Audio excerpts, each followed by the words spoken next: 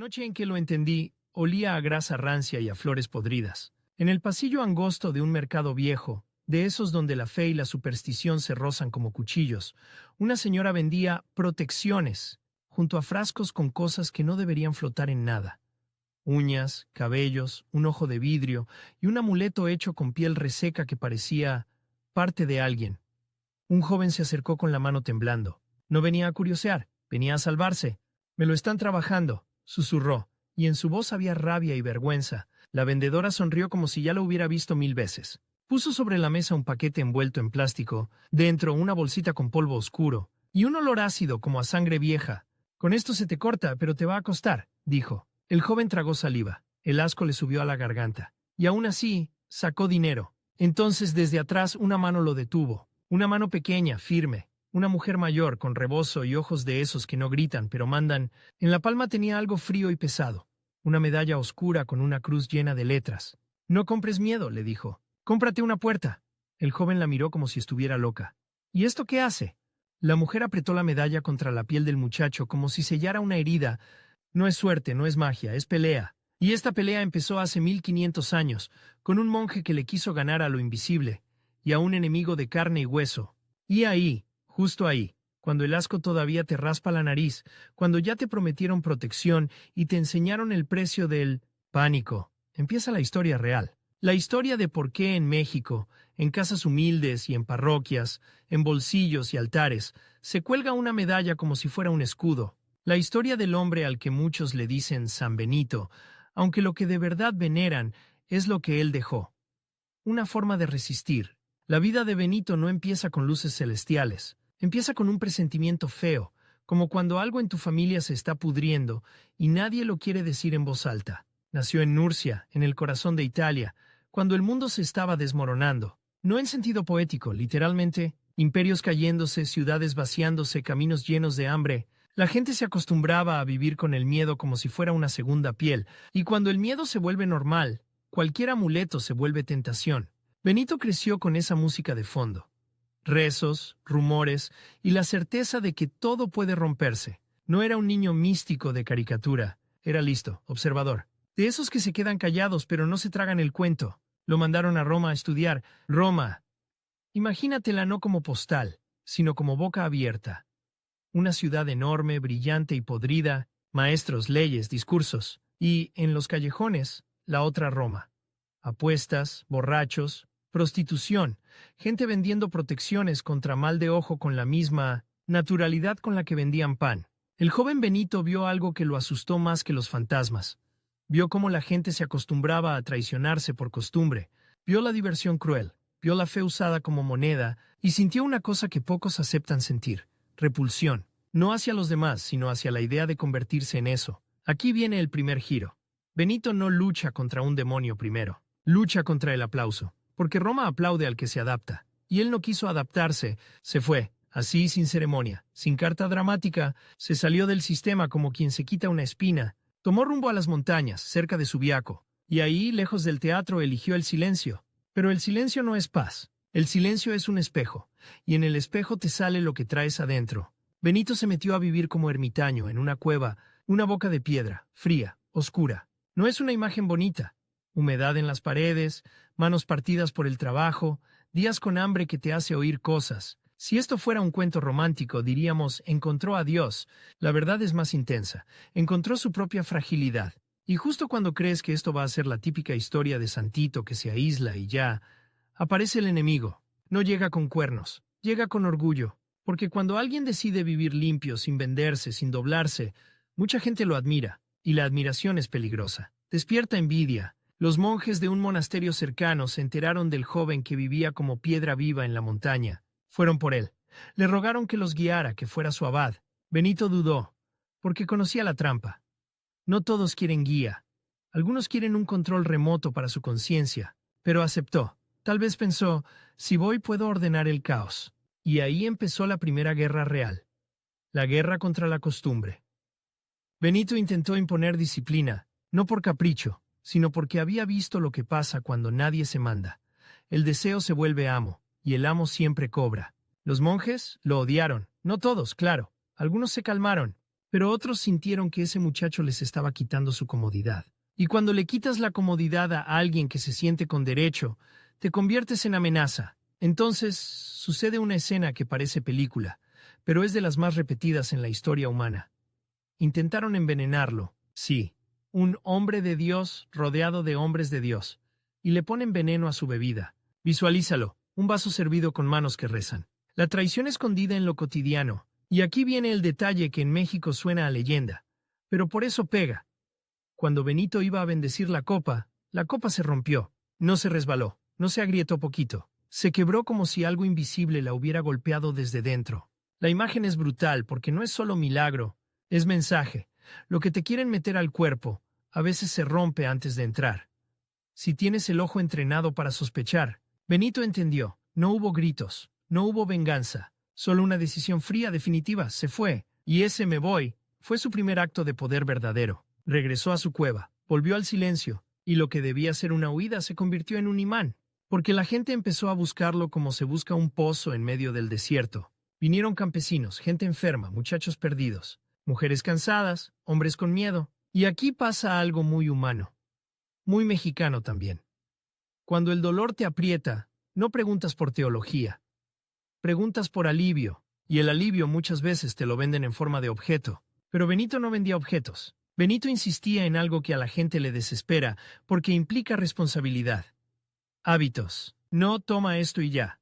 No cuelga esto y ya. No préndele una veladora y ya. Hábitos, orden, trabajo, oración, comunidad, medida. Con el tiempo, alrededor de Subiaco, empezaron a surgir pequeños grupos de vida monástica. Benito organizaba sin imponer. Era duro, sí, pero no era cruel. Y esa diferencia se siente, la gente la reconoce como reconoce a alguien que no está actuando. Y entonces, como en toda historia con tensión creciente, aparece el antagonista grande, no el de la primera copa envenenada. No, uno más inteligente. Un rival que no ataca de frente, ataca por reputación. Se llamaba Florencio, en algunos relatos. Un religioso de la zona que empezó a sentirse desplazado. No soportaba que la gente prefiriera escuchar a Benito. No soportaba que lo buscaran a él para consejo. Y hay un tipo de envidia especialmente venenosa. La envidia piadosa, esa que se justifica diciendo es por el bien de la comunidad, cuando en realidad es por el ego. Florencio empezó a sabotear, primero chismes, luego trampas. Y aquí viene una escena con un twist oscuro. Mandó pan envenenado como regalo. Pan, el símbolo de sustento, lo que alimenta, lo que compartes. La traición no te llega con una daga, te llega con un gesto bonito. Benito lo olió. No sé si literalmente, no sé si por intuición, no sé si por ese entrenamiento de quien ya fue traicionado una vez. Pero lo supo, y según la tradición aquí entra un cuervo negro de esos que parecen pedazo de noche con alas. Benito le habló como si fuera un mensajero. Le dio el pan y le indicó que lo llevara lejos, a un lugar donde nadie lo encontrara. Imagínate esa imagen. La muerte envuelta en pan, desapareciendo en el aire en el pico de un animal que la naturaleza suele asociar con lo siniestro. Asco y fascinación al mismo tiempo. Exacto, como el mercado, como el miedo. Florencio no se rindió. Entonces atacó con algo peor. Tentación. Se dice que intentó corromper a los monjes enviando mujeres para provocar desorden, no porque esas mujeres fueran malas, eso sería simplón, sino porque el rival entendió que lo más fácil no es destruirte con golpes, sino con impulso. Y aquí está una de las ideas más filosas de esta historia. El enemigo de Benito no era un demonio con humo. Era el lado humano que se aprovecha de tus grietas. Benito, viendo que la guerra ya estaba ensuciando a todos, tomó otra decisión que parece derrota, pero es estrategia. Se fue otra vez. ¿Ves el patrón? Cuando la violencia se empieza a comer la comunidad, él corta por lo sano. No se queda a ganar por orgullo. Se mueve para preservar lo esencial. Y ahí es cuando la historia se abre como mapa. Se fue hacia Montecassino, una colina donde había restos de antiguos cultos paganos, lugares donde la gente siglos antes pedía suerte a estatuas, donde la protección se negociaba con sacrificios. Y este detalle conecta directo con México. En muchos sitios, lo antiguo no desaparece. Se disfraza, cambia de nombre, cambia de traje, pero la necesidad humana, protección, suerte, control, se queda. Benito llegó a un lugar así y lo convirtió en otra cosa. No un sitio para negociar con el miedo, sino para pelear contra el miedo con disciplina. Antes de levantar muros, levantó una idea, y esa idea con el tiempo se convertiría en una regla, una manera de vivir. una estructura que sobreviviría guerras, plagas, reyes, traiciones, y también, siglos después, terminaría convertida en una medalla, pero todavía no, porque falta lo más importante.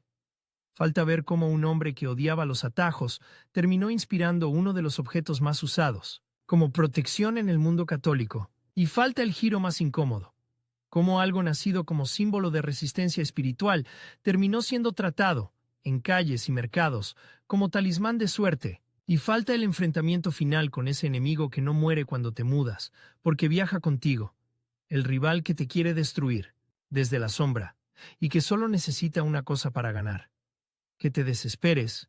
El camino hacia Montecassino no fue una peregrinación bonita, fue una retirada con los dientes apretados. Benito avanzó con esa calma que no es paz, sino decisión. Por dentro traía un torbellino: la traición de la copa, el pan envenenado, el rival que no se cansaba, y la duda más peligrosa de todas: ¿y si todo esto es inútil? ¿Y si la gente solo cambia de máscara pero nunca cambia de hambre? Porque eso fue lo que vio desde joven: el hambre de control, el hambre de protección, el hambre de suerte. La gente quiere un atajo, un objeto, una palabra secreta, cualquier cosa que les evite mirar de frente su propio caos. Y Benito odiaba los atajos. Por eso lo que viene ahora es una contradicción deliciosa y terrible. El hombre que no quería talismanes terminó convirtiéndose, siglos después, en un nombre que la gente pronuncia como escudo. Y ese camino empieza aquí, cuando decide que su fe no va a ser huida, sino construcción. Montecassino era una colina con cicatrices antiguas, no te la imagines sagrada desde el inicio. Era un sitio donde todavía quedaban rastros de viejos cultos, piedras manchadas por ofrendas, rincones donde el miedo había sido negocio. Benito no llegó a discutir filosofía, llegó a hacer limpieza. Dicen que lo primero que hizo fue derribar lo que convertía a la colina en mercado espiritual: ídolos, prácticas, supersticiones que se alimentaban del pánico, no con odio, sino con una idea que para mucha gente suena insoportable. No necesitas negociar con lo oscuro, necesitas ordenar tu vida. Suena simple, pero es dinamita, porque cuando le dices eso a una persona, le quitas la excusa favorita: es que me hicieron, es que me cargaron, es que me cerraron los caminos. Y ojo, Benito no negaba que existiera el mal, no era ingenuo. Lo que negaba era la comodidad de vivir como víctima eterna, y ahí, por fin, empieza su llegada a Dios de verdad, no como rayo, como disciplina. En Montecassino, Benito se convirtió en algo que en México entendemos perfecto: un maestro de vida, no de discurso bonito, sino de rutina. De esa rutina que te salva cuando tu mente quiere arrastrarte al hoyo. Ora et labora, reza y trabaja. No para producir dinero, sino para producir alma. El trabajo como antídoto contra la fantasía, la oración como antídoto contra el orgullo, y la comunidad como antídoto contra la locura de creerte autosuficiente. Pero no te confundas. Ese orden no fue recibido como un abrazo, fue recibido como una amenaza. Porque cuando llega alguien y pone orden, se nota quién estaba viviendo del desorden. Y el rival no desapareció. A Florencio ya lo había dejado atrás en el mapa, sí, pero no en la lógica. Porque Florencio no era solo un hombre, era un tipo de enemigo. El enemigo que no soporta que otros tengan autoridad moral, el enemigo que vive de corromper, el enemigo que prefiere destruirte antes que admitir que está vacío. En Montecassino, Benito se topó con otros Florencios, líderes locales, religiosos cómodos, personajes que tenían su clientela del miedo, gente que curaba pero cobraba, gente que bendecía pero chantajeaba, gente que vendía protección como quien vende candado.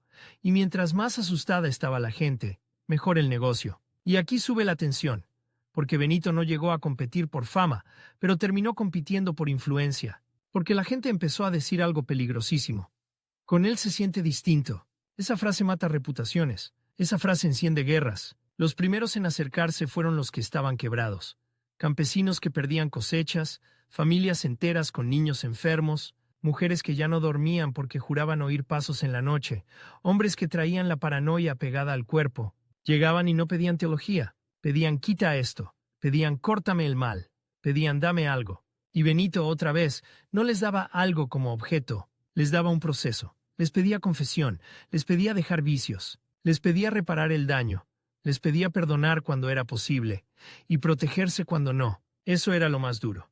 Benito no era un vendedor de paz rápida. Y entonces empezaron las historias. Una madre juraba que su hijo dejó de convulsionar después de pasar la noche rezando cerca del monasterio. Un hombre decía que los sueños horribles se le cortaron en seco. Una familia aseguraba que, por primera vez en meses, pudieron comer sin discutir como perros. Y cuando la gente está desesperada, cualquier señal se vuelve sagrada. Pero Benito era astuto. Sabía que la gente confunde el símbolo con el poder. Sabía que hoy te veneran y mañana te idolatran. Y la idolatría, aunque venga vestida de fe, también es veneno. Por eso escribió reglas. No para controlar por capricho, sino para que su obra no dependiera de su carisma. Quería que la fe se sostuviera aunque él no estuviera. Y aquí viene un twist que casi nadie cuenta, porque no se siente milagroso, pero es de lo más impresionante. Benito entendió que para vencer lo invisible necesitas vencer lo cotidiano. El mal muchas veces no entra por una puerta demoníaca, entra por la flojera, por la mentira pequeña, por la soberbia, por el chisme, por la envidia, por la adicción que te dices que controlas, por la doble vida, por el deseo de tener razón aunque destruyas a todos. Benito atacó eso como si fuera una plaga, y esa forma de atacar lo oscuro es justo lo que la gente, siglos después, resumió en una medalla, porque piénsalo, ¿qué hace un amuleto en manos de alguien sin disciplina? Se vuelve excusa.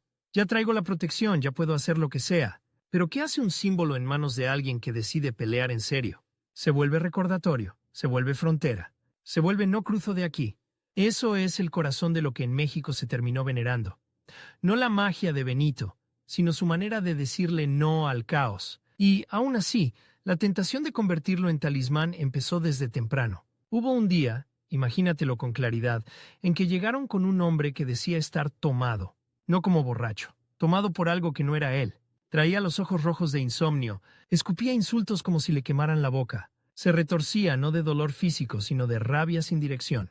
La gente lo rodeaba con ese morbo que da asco, como cuando todos miran un choque. Unos rezaban, otros se reían nerviosos, otros nomás querían ver qué pasa. Y ahí, en medio, un personaje que olía a rivalidad. Un curandero local, de esos que se anuncian con misterio y te cobran por limpias, con humo, huevo y amenazas. No lo vamos a satanizar por oficio, pero sí por táctica. Se acercó a Benito como quien reta. Si tú eres tan santo, sácalo, le dijo frente a todos. Eso no era petición, era trampa. Si Benito fallaba, quedaba como fraude. Si Benito triunfaba, el curandero perdía clientes. Era competencia directa por el alma de la gente. Y por su miedo, Benito no se defendió con discurso. Hizo lo único que siempre hacía: orden. Pidió que sacaran a la gente que estaba gritando, que callaran, que no tocaran al hombre como si fuera objeto, que le dieran agua, que lo sostuvieran con cuidado. Y rezó, no como show, como combate. Los testigos contaban que el hombre primero se puso peor, como si lo que lo amarraba se resistiera. Y luego, de golpe, se desplomó, llorando, pero llorando de él, de vergüenza, de alivio, como si le hubieran quitado un costal del pecho. El curandero se fue con la cara dura, pero los ojos lo traicionaban. Miedo. Porque el miedo del estafador no es al demonio, es a perder control sobre la gente. Ese día, el rival no lo atacó con veneno, lo atacó con rumor. Ese monje te quita el mal, pero luego te lo regresa si no le sigues. Ese monje te domina la mente. Ese monje no es santo, es brujo. Y aquí viene lo sabroso. Benito, al convertirse en símbolo de protección, empezó a ser acusado de lo mismo que la gente buscaba en él. Es una ironía durísima. Cuando tú luchas contra lo oscuro te pinta como oscuro. Y así, paso a paso, Montecassino se convirtió no solo en monasterio, sino en un campo de batalla cultural, una pelea por cómo se entiende la fe, como mercancía para calmar el miedo o como camino para transformarte. Mientras tanto, Benito por dentro también peleaba. Porque hay una cosa que casi nadie dice en voz alta: el santo no es el que no tiene tentaciones, es el que no negocia con ellas. Benito tenía tentaciones como cualquiera, y algunas eran muy humanas. Cansancio, enojo, ganas de tirar todo. Hay relatos que cuentan que, en un momento de impulso, sintió un deseo tan brutal que le dio miedo de sí mismo, y para no ceder, se arrojó sobre espinas, sobre ortigas, para que el dolor le regresara el cuerpo a la realidad. Suena extremo, y lo es, pero esa escena revela algo clave. Benito entendía que la mente puede inventarte paraísos falsos, y que a veces el cuerpo necesita un golpe de verdad para despertar. En México esa lógica se entiende en otro idioma. Me tengo que parar antes de que me reviente. Me tengo que frenar antes de que me coma la sombra. Ahí está la raíz de su fama como protector. No porque evitara el sufrimiento, sino porque enseñaba a cortarlo antes de que se volviera dueño. Y justo cuando Montecassino parecía sólido, llegó el golpe que lo puso todo en riesgo. Una noche, un mensajero llegó con el rostro desencajado. Traía noticias de la región: hambre, asaltos, violencia. La gente empezaba a culpar a cualquiera. Y en tiempos así, siempre hay alguien que señala al diferente para encender al pueblo. El rival, otro rival, porque los rivales se multiplican cuando la verdad incomoda, convenció a algunos de que los monjes traían mala suerte, que por su culpa las cosechas fallaban, que sus rezos tapaban el sol. Puras locuras. Pero dichas con fuerza y repetidas en boca de personas asustadas, se vuelven gasolina. Un grupo subió a la colina con antorchas. Benito los vio venir desde lejos. No corrió, no gritó. Mandó a los monjes a resguardar a los ancianos, a las mujeres que estaban ahí pidiendo refugio, a los niños, y salió, solo. Frente a la turba no levantó un amuleto, no sacó una reliquia, no hizo teatro, hizo algo más peligroso. Habló como quien ya decidió no tener miedo. No tengo cómo meterte sus palabras exactas, pero sí el filo. Les recordó que el miedo busca culpables para no mirarse, que la violencia se siente justa cuando la haces en grupo, que quemar un monasterio no les iba a devolver el pan, pero sí les iba a quitar la dignidad. Y esa noche la turba no quemó nada, no porque se volvieron santos, sino porque de pronto se vieron a sí mismos. Ese es el tipo de milagro que nadie quiere admitir. Cuando te frenas a tiempo, cuando no cruzas la línea. Ahí Benito llegó al punto donde su fe dejó de ser solo personal y se volvió medicina social. Y entonces, como si el destino quisiera rematar el drama, el enemigo intentó el golpe final. No destruir el monasterio, sino destruir el corazón. Le ofrecieron poder, sí, poder formal, reconocimiento, influencia, que se volviera figura política religiosa, que bendijera alianzas, que tomara partido, que se metiera al juego de los grandes. Era la trampa más elegante. Ya no veneno en copa, ya no pan envenenado, ya no chisme, ahora era honor. Era usted puede cambiarlo todo. Y Benito se dio cuenta de lo que estaba en juego, porque el poder cuando te lo ofrecen no viene solo, viene con una cuerda, y la cuerda no se ve al principio. Benito rechazó el trato, y al rechazarlo, consolidó lo que la gente terminaría venerando.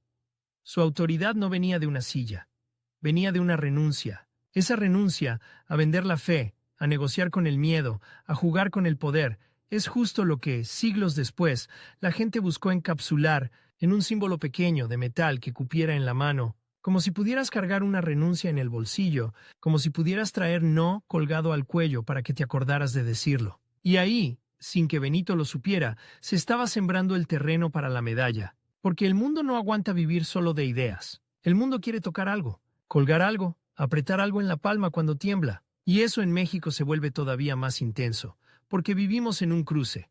Catolicismo, raíces indígenas, curanderismo, promesas, limpias, rezos, mercados, la fe como altar y la fe como supervivencia. La gente aprende a mezclar porque lo que importa es seguir vivos. Por eso Benito empezó a volverse necesario como figura, porque ofrecía una alternativa a la superstición sin negar la batalla espiritual. No decía, eso no existe.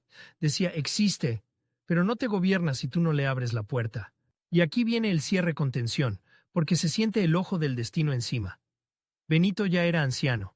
Su voz tenía peso, su mirada, más silencio que juicio. Y aún así, el enemigo seguía allí, como una sombra pegada a la historia. Ya no era un solo hombre. Era una red de intereses, miedos, rumores y negocios. Y Benito sabía algo que tú y yo también sabemos. No basta con ganar una vez. Lo difícil es sostener la victoria cuando estás cansado. Esa es la antesala de lo que viene. Los últimos años, las señales oscuras, la muerte rondando y el nacimiento definitivo del símbolo, que la gente, siglos después, en México, colgaría con una esperanza medio bonita y medio desesperada. Que esto me cuide, porque yo ya no puedo solo. El monasterio por dentro sonaba distinto a cualquier mercado, no olía a incienso barato ni a promesas rápidas. Olía a cera, a pan real, a madera húmeda, a tinta. Y ese detalle, la tinta, importa más de lo que parece. Porque ahí, en mesas frías iluminadas por velas, los monjes copiaban palabras como si fueran armas. Letras negras, densas, que a veces parecían sangre seca sobre pergamino. Benito había entendido algo que nadie le enseñó en Roma. La fe que no se encarna en rutina se vuelve espectáculo. Y el espectáculo siempre acaba siendo negocio. Por eso cada día en Montecassino tenía un ritmo: campana, silencio, salmo, trabajo, comida medida, más silencio, más salmo, más trabajo. Alguien leyendo en voz alta mientras los demás comían, para que hasta el hambre se disciplinara. Y no era una vida bonita, era una vida afilada, Una vida hecha para resistir. Y resistir era urgente, porque allá abajo el mundo seguía cayéndose a pedazos. Guerras, saqueos, gente huyendo. Los caminos se llenaban de historias que olían a humo. Aldeas quemadas, familias separadas, niños perdidos. En ese tipo de mundo los amuletos florecen como moho. La gente necesita sentir que controla algo, aunque sea una piedrita en el bolsillo. Entonces empezó el fenómeno. La colina se convirtió en imán. Llegaban de madrugada con los pies hinchados y la cara hecha polvo. No tocaban la puerta como quien visita a un santo. Tocaban como quien pide refugio en un incendio. A veces llegaban en grupo, a veces llegaba uno solo como sombra. Y en medio de esa fila humana apareció el mismo patrón de siempre. El miedo pide objeto. Padre, ¿que me cuelgo para que ya no me persigan? Padre, deme algo para que no me vuelva a pasar. Padre, necesito una protección. Benito escuchaba, y ahí venía su choque frontal con la psicología humana. La gente quiere una cosa tangible para no sentirse indefensa. Y Benito, que venía de romper copas y mandar pan envenenado al pico de un cuervo, no podía darse el lujo de ser ingenuo. Él sabía que lo invisible existe, sí, pero también sabía que el mayor peligro es convertir la fe en superstición. Por eso su protección era rara. No era un objeto, era un método. Primero recibía a la persona sin teatro. Nada de gritos, nada de humillación, nada de exhibiciones. Eso, para Benito, era crucial. Cuando conviertes el dolor en show, alimentas al enemigo, porque el enemigo ama el espectáculo. Luego oración, salmos. Y si la persona estaba atrapada en un ciclo de violencia, mentira o abuso, Benito no lo maquillaba con agua bendita. Lo enfrentaba, era de esos líderes que no te dejan descansar en la excusa. ¿A quién le debes perdón?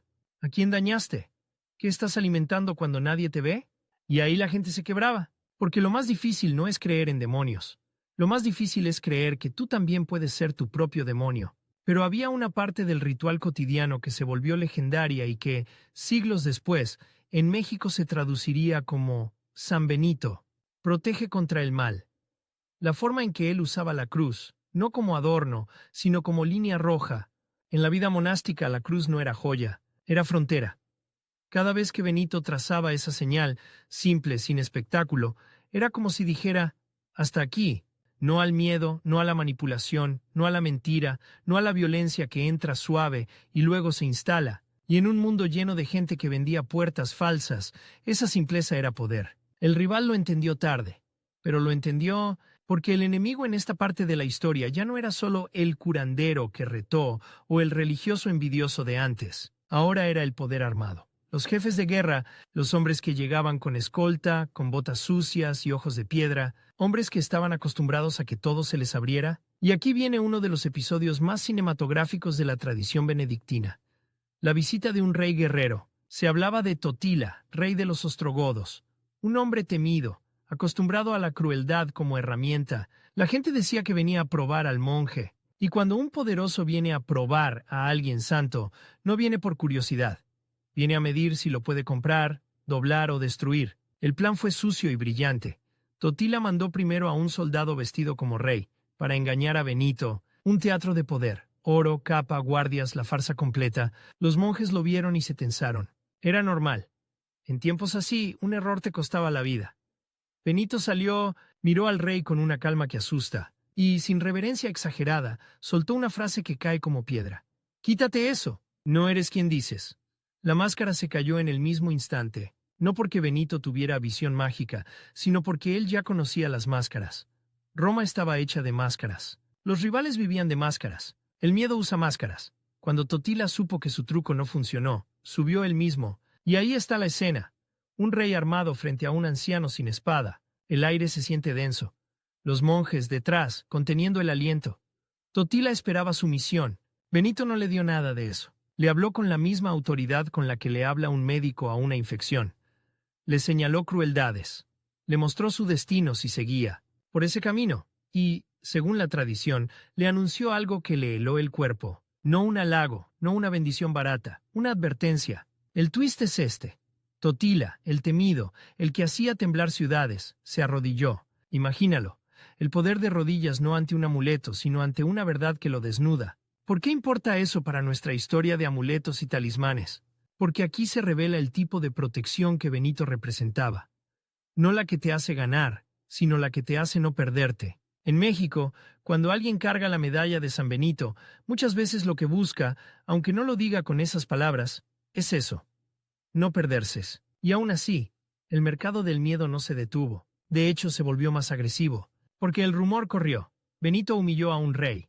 Y donde hay rumor hay competencia. Donde hay competencia, hay gente lista para convertirlo en mercancía. Empezaron a aparecer imitadores, gente que decía tener la oración de Benito para venderla, gente que tomaba la señal de la cruz y la convertía en truco. Y esto es clave. Cuando un símbolo se vuelve popular, lo primero que ocurre es que lo falsifican. Los monjes veían llegar a personas con objetos raros, trozos de metal, piedras grabadas, cintas con letras mal copiadas.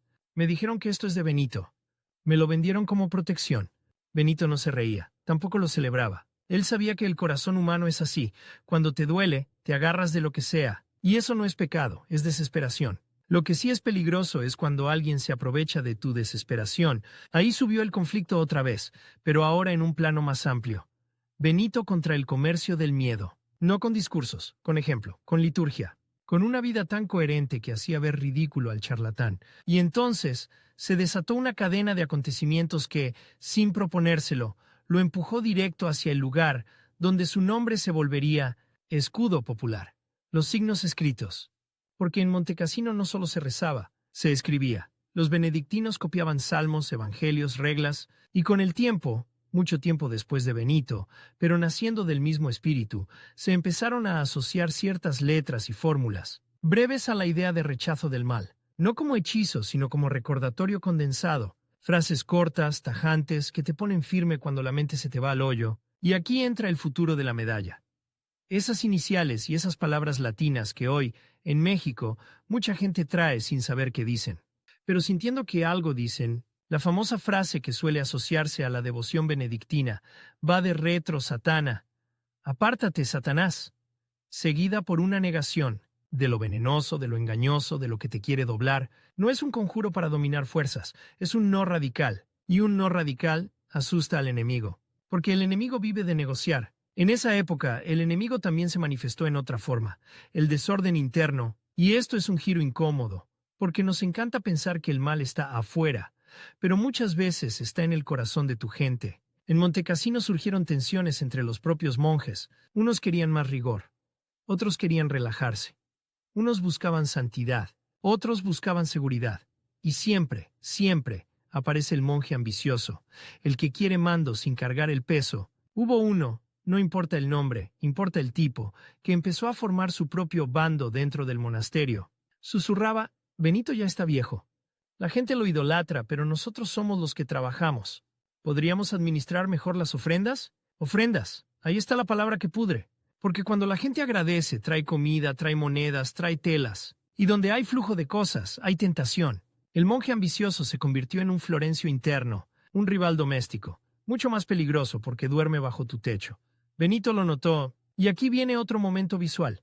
Una noche, en el refectorio, mientras todos comían en silencio, Benito pidió al monje ambicioso que leyera un salmo. El monje leyó, pero su voz era dura, teatral, quería impresionar. Cuando terminó, Benito le pidió que repitiera una línea. El monje se equivocó, se le trabó la lengua, se le cayó la máscara. Benito no lo humilló, solo dijo algo que cayó como cuchillo en madera. Tu boca dice una cosa, tu hambre dice otra. Esa frase dejó el aire helado, porque todos entendieron. El monasterio podía ser destruido no por turbas, sino por codicia interna, y Benito hizo lo que hacía siempre, ordenó, no expulsó por capricho, corrigió, puso límites, asignó trabajos humildes, quitó al ambicioso de posiciones de control, le regresó la realidad a las manos, barro, cocina, campo, y eso, otra vez, conecta con el tema de amuletos. Benito no combatía el mal con objetos, lo combatía bajando el ego a la tierra, pero el rival interno no se curó, se volvió rencor. Y el rencor busca aliados. Afuera el mundo político se agitaba. Jefes locales querían influencia espiritual, porque la influencia espiritual mueve masas. Empezaron a presionar a Benito para que apoyara causas, para que legitimara, y Benito, que ya había rechazado el poder elegante, se mantuvo firme. Entonces el rival interno encontró su oportunidad. Empezó a filtrar rumores a esos jefes. Benito es terco. Benito manipula gente. Benito acumula riqueza. Benito se cree más que los demás. Y esos rumores, mezclados con miedo, podían convertir el monasterio en objetivo. Una madrugada, mientras los monjes cantaban en la oscuridad, esa escena de voces graves rebotando en piedra fría, llegó un grupo armado a inspeccionar. No llegaron a rezar. Llegaron a intimidar, botas, metal, aliento agrio, manos inquietas cerca de la espada. El líder pidió ver los almacenes. Quería revisar lo que guardan, quería encontrar algo con qué acusar. Los monjes temblaban, no por cobardía, sino porque sabían lo que pasaba cuando el poder quiere pretexto. Inventa. Benito los condujo con calma. Abrió puertas, mostró pan, mostró semillas, mostró libros. El líder se burló. ¿Y esto qué? Tus amuletos son letras. Benito lo miró como si mirara una herida abierta. Mis armas son disciplina, y mis muros son la verdad. El líder escupió al suelo, pero no encontró nada. Antes de irse, se inclinó hacia Benito y le soltó la amenaza real. Cuida a tus hombres. Uno de ellos ya no te sigue. Eso fue un golpe directo al pecho, porque Benito entendió. El rival interno ya había cruzado líneas peligrosas. Esa noche Benito no durmió. Se fue al oratorio, solo. Y lo que vino después fue el tipo de escena que en un video engancha porque es íntima y oscura. Un anciano hablando bajito, casi sin voz, frente a una cruz, no pidiendo poder sino claridad. Y esa claridad llegó en forma de decisión terrible. Benito no podía controlar el corazón de su rival. No podía obligarlo a amar la verdad, pero sí podía proteger a la comunidad. Empezó a preparar su sesión, empezó a asegurar que la regla se mantuviera. Empezó a blindar el monasterio no con hierro, sino con estructura. Porque si él caía, el enemigo quería que todo se derrumbara. Y entonces llegó el golpe más físico de su vida. Una peste, una ola de enfermedad. De esas que no te preguntan si eres santo. Los cuerpos empezaron a fallar. Fiebre, tos, piel pálida, ojos hundidos. El monasterio se llenó de un sonido horrible. El sonido de la respiración luchando. En esos días la gente no pedía bendición. Pedía sobrevivir. Benito organizó cuidado como si fuera guerra. Aislamiento, limpieza, turnos, comida caliente, agua, rezos, sí, pero también manos trabajando. Porque él nunca separó lo espiritual de lo material. Y aquí viene lo más fuerte. En medio de la peste, el rival interno intentó tomar control. Se acercó a algunos monjes y les dijo: Benito ya no puede. Si seguimos su ritmo nos morimos. Necesitamos cambiar. Sonaba razonable. Esa es la trampa. La traición no siempre suena mal. A veces se disfraza de pragmatismo, pero el cambio que quería no era sanitario. Era de mando. Benito lo enfrentó en privado para evitar escándalo. Y ahí pasó algo que en esta historia funciona como twist emocional. El rival confesó, no arrepentido, sino resentido. Yo también rezo. Yo también trabajo. ¿Por qué ellos te aman a ti? Ahí estaba el núcleo. No era doctrina. Era hambre de reconocimiento. Benito respiró hondo. Y dijo algo que dolió porque era verdad. Porque tú quieres ser escudo, sin aprender primero a ser muro. El rival se fue hirviendo. Y esa misma semana, alguien intentó envenenar otra vez. Sí, otra vez. No una copa pública, no un pan con cuervo. Algo más frío. Hierbas mezcladas en la comida de un enfermo, para acelerar su muerte y generar caos. En tiempos de peste la muerte no se investiga, se asume perfecto para el enemigo. Pero una hermana, una mujer que ayudaba en la enfermería, lo notó por el olor. Un olor amargo, metálico, que no pertenecía a ninguna sopa. Lo dijo. Se armó un silencio pesado. Nadie quería creerlo. Nadie quería aceptar que, incluso cuando todos se mueren, alguien puede estar jugando a ganar. Benito lo entendió. Ese fue el momento en que la tensión llegó a punto máximo. No era solo la peste. No era solo el poder afuera. No era solo la superstición del pueblo. Era la corrupción adentro. Y entonces Benito tomó una decisión que suena a derrota, pero era el movimiento más inteligente. No expuso al rival, no hizo juicio público, no lo convirtió en mártir de su propio rencor, simplemente lo apartó, le quitó acceso, le cortó la ruta. El rival perdió influencia, y al perderla se fue. No hubo sangre, no hubo drama espectacular, hubo algo peor para el enemigo: indiferencia. El enemigo, cuando no logra que te desesperes, se apaga. La peste pasó. Dejó tumbas, dejó cicatrices, pero dejó una comunidad más fuerte. Y esa fortaleza hizo algo inesperado. La gente empezó a copiar el modelo benedictino, no como monjes, sino como familias. Rutinas de oración, trabajo ordenado, rezo antes de dormir, cruz en la puerta, salmos para calmar la ansiedad. Ahí está el nacimiento real del San Benito protector popular. No en un milagro de película, sino en una forma de vivir que reduce el caos. Y ahora sí, el puente directo a México. Siglos después, cuando la fe católica llegó a América y se mezcló con las necesidades profundas de los pueblos, protección contra violencia, enfermedades, incertidumbre, la figura de Benito encajó como llave, porque ofrecía algo que el corazón humano pide desesperado.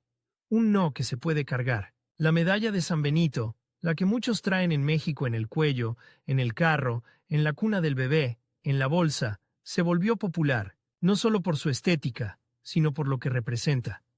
Una cruz acompañada de palabras que, en esencia, dicen «rechazo lo que me destruye». La Iglesia la trata como sacramental, no como amuleto mágico.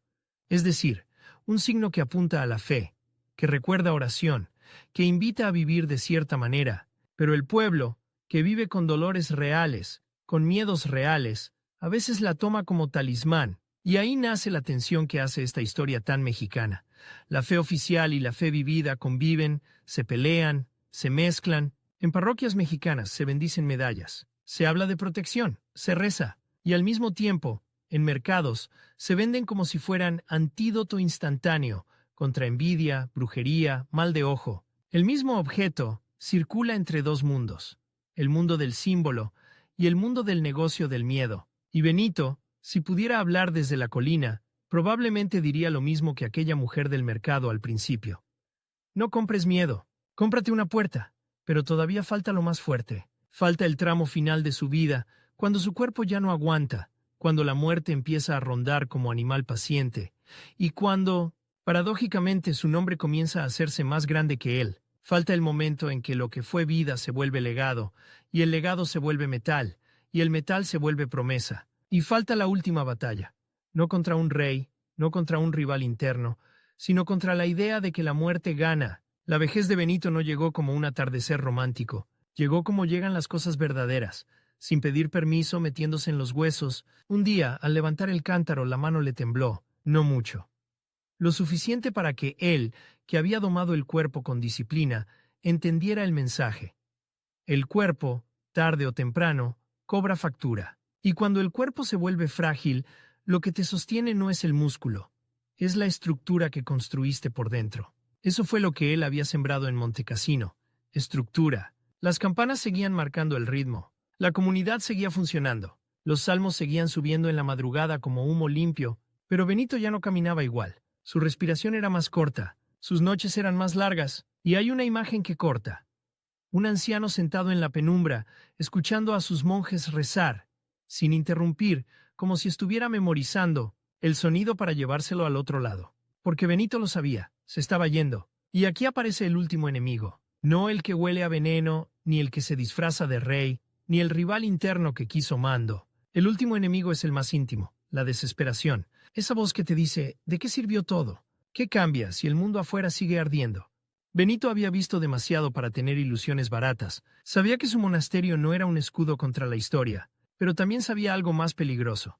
El caos del mundo no te obliga a ser caótico por dentro. Y esa idea, justo esa, es la semilla de por qué después lo veneran como protector. No porque detenga guerras con la mano, sino porque enseñó a la gente a no convertirse en guerra. En sus últimos meses empezó a hablar menos y mirar más. Observaba a los jóvenes monjes como un padre que ya no corrige por orgullo, sino por amor. A veces, en medio del trabajo, se acercaba a uno y le acomodaba el cinto, como si acomodara su vida, o le levantaba del suelo la herramienta que se le cayó, sin decir nada. Esa clase de humildad que humilla, pero de la forma buena, la que te despierta. Y también comenzó a cerrar puertas sueltas. Llamó a los responsables de la despensa, revisó inventarios.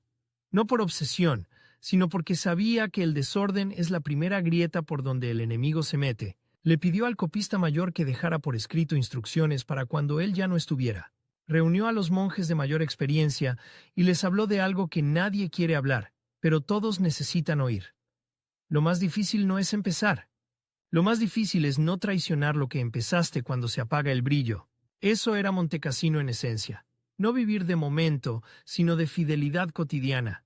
Pero el mundo, claro, no respeta procesos. La enfermedad volvió a rondar. Otra fiebre distinta, más lenta. Esta vez se metió en Benito como agua fría. No lo tumbó de golpe. Lo fue vaciando. La piel se le pegó al hueso. Los ojos se le hundieron, pero la mirada seguía filosa. Eso es lo inquietante. El cuerpo se iba, pero su voluntad no. Los monjes le rogaban que descansara. Él lo intentaba, pero no se dejaba caer del todo, porque sabía lo que pasa cuando el pastor se desploma. Los lobos olfatean. Y sí, todavía había lobos. Porque el rival no siempre regresa como persona, a veces regresa como rumor. Bajando de la colina, en aldeas cercanas, se escuchó de nuevo la vieja cantaleta. Que el monasterio acumulaba riquezas, que escondía comida, que algo raro hacían los monjes por las noches. En tiempos de hambre la gente necesita creer que alguien se está comiendo su pan. Así se justifica el saqueo, así se calman las culpas. Un grupo empezó a organizarse para pedir cuentas. El mismo teatro, distinto elenco. Cuando los monjes se enteraron, entraron en pánico. No por cobardía, por experiencia. Ya habían visto turbas con antorchas. Ya habían olido el humo antes de que apareciera. Fueron con Benito. Lo encontraron sentado envuelto en una manta, con la cara pálida pero los ojos despiertos. Le dijeron, «Padre, vienen». Benito guardó silencio, un silencio largo, y luego hizo algo que nadie esperaba. Sonrió. No una sonrisa alegre, una sonrisa tranquila, como si por fin entendiera el final de un cuento que había leído desde niño. «Que vengan», dijo. Los monjes se quedaron helados. «¿Cómo que vengan?» Benito respiró lento, como si cada palabra fuera un gasto. El miedo siempre viene. La diferencia es si tú le abres la puerta o lo dejas pasar sin que se siente... Y esa frase, aunque suene simple, es la esencia de por qué su nombre se volvió amuleto en la boca popular. Porque mucha gente no sabe cómo dejar pasar el miedo sin que se instale. La turba subió. Cuando llegaron encontraron algo raro. No había barricadas, no había guardias listos para pelear, no había gritos. Había monjes trabajando. Silencio, orden. Unos sembraban, otros cargaban agua, otros cantaban bajito, como si el canto fuera un muro invisible. Y al frente, Benito no salió con objeto en mano, no salió a demostrar poder. Salió con verdad. ¿Los escuchó? Dejó que escupieran acusaciones. Dejó que sacaran su hambre, su rabia, su vergüenza, porque detrás de casi toda violencia hay vergüenza. La vergüenza de no poder proteger a los tuyos. Y cuando terminaron, Benito solo les hizo una pregunta que, por ridícula, era insoportable. ¿Qué quieren realmente?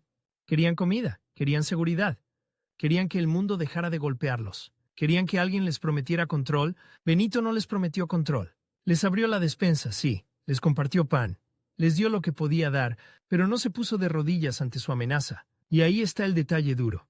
Al compartir, les quitó la excusa para atacar, porque ya no podían decir nos niegan, ya no podían pintar a los monjes como monstruos. Tenían el pan en la mano. Algunos se avergonzaron y se fueron. Otros se quedaron mirando el suelo, como si acabaran de recordar que también son humanos. Esa noche no ardió Montecassino, pero Benito entendió el mensaje final del mundo. La violencia siempre estará cerca. Lo único que puedes elegir es no convertirte en ella. Los días siguientes, su salud cayó rápido. Ya no podía caminar al oratorio sin ayuda. Ya no podía trabajar. Y eso, para él, era una prueba más dura que el veneno. El santo que hizo de la rutina su arma, ahora tenía que aceptar la impotencia. Aquí ocurre el último giro íntimo, el twist que rompe el corazón. Benito no peleó por vivir más, peleó por morir bien. En la tradición se cuenta que, 6 días antes de su muerte, mandó abrir su tumba, no como morboso, sino como hombre que no negocia con la realidad. Ver la tierra preparada es una manera brutal de decirte, no te hagas tonto. Luego pidió que lo llevaran al oratorio. Los monjes lo cargaron. Sentían su cuerpo ligero, casi como si ya no pesara. Lo colocaron frente al altar. Benito pidió recibir la comunión. Sus labios temblaron, no de miedo, sino de cansancio. Y al terminar, pidió algo que se siente como escena final de cine, pero con una tristeza limpia. Que lo sostuvieran de pie, sí, de pie, no para lucirse, sino porque toda su vida fue eso. Mantenerse de pie frente al caos. Los monjes lo sostuvieron por los brazos. Benito levantó la vista, respiró, cerró los ojos, y se fue. Dicen que murió mientras oraba. Y esa es la cosa más inquietante. No murió derrotado, murió practicando. En el instante en que su cuerpo dejó de respirar, el monasterio no se volvió ruido. Se volvió más silencio. Un silencio pesado, como cuando el mundo se detiene un segundo. Y entonces pasó lo inevitable. El nombre empezó a crecer. La gente bajó la colina diciendo, murió el que nos defendía. Y ahí nace el problema. Porque cuando alguien muere, lo convertimos en objeto, en recuerdo bonito, en estampita, en talismán, en excusa. Los monjes que lo amaban tuvieron que pelear la batalla más difícil, proteger su legado de la superstición, porque no faltó quien llegara a pedir un pedazo de Benito. Una tela, un cabello, un objeto, cualquier cosa para colgarlo y sentirse blindado. La necesidad humana de tocar lo sagrado es fuerte, y en lugares donde la vida es dura, es todavía más fuerte. Los monjes no despreciaron esa necesidad, pero tampoco la alimentaron como negocio. Lo que hicieron fue más inteligente. Mantuvieron viva la regla, mantuvieron vivo el método. Y, con el tiempo, el método se volvió corriente subterránea en Europa. Monasterios que abrieron escuelas, copiaron libros, guardaron conocimiento, dieron hospitalidad. No era magia, era civilización sosteniéndose con uñas. Ahora, viene el tramo que conecta directo con lo que tú pediste. ¿Por qué lo veneran en la iglesia mexicana? ¿Y por qué su símbolo se volvió tan potente como protección y suerte en el imaginario popular? Porque la iglesia, y en particular el catolicismo popular mexicano, vive en una tensión permanente. La doctrina dice, la fe no es amuleto, pero la vida cotidiana grita, necesito algo que me sostenga. México es tierra de cruces en las puertas, listones rojos en bebés, rezos susurrados en la cocina, limpias en mercados, promesas en rodillas, y también violencia, incertidumbre, enfermedad, desapariciones, miedo real. Y cuando el miedo es real, la gente busca símbolos fuertes, símbolos que se puedan cargar. Ahí entra Benito como una figura que encaja perfecto. Un santo asociado no con buena vibra, sino con combate espiritual, con resistencia, con límites, con un no que corta. Con el paso de los siglos, se consolidó un objeto devocional ligado a él. La medalla con la cruz y las letras. Esas letras que parecen código, como si fueran contraseña para una puerta invisible. Mucha gente no sabe qué dicen, pero siente lo que comunican. Rechazo del mal, afirmación de la cruz, llamado a no tragar veneno. Y aquí está la explicación clave, en lenguaje de calle y de parroquia. En la iglesia, esa medalla se entiende como un sacramental, un signo bendecido que te recuerda vivir en oración, confiar en Dios, rechazar el mal y mantenerte firme. No es un talismán que hace cosas por sí solo, no es un botón de pánico mágico. La fuerza no está en el metal. Está en la fe que ese metal despierta y en la vida que exige. Pero en el pueblo hace lo suyo. En muchas comunidades mexicanas, la medalla se usa como protección contra brujería, envidia, mal de ojo, trabajos. Se cuelga en la casa, en el carro, en el negocio. Se pone en la cuna del bebé. Se cose en la ropa. Se carga en la bolsa como quien carga un cuchillo invisible. ¿Eso es incorrecto?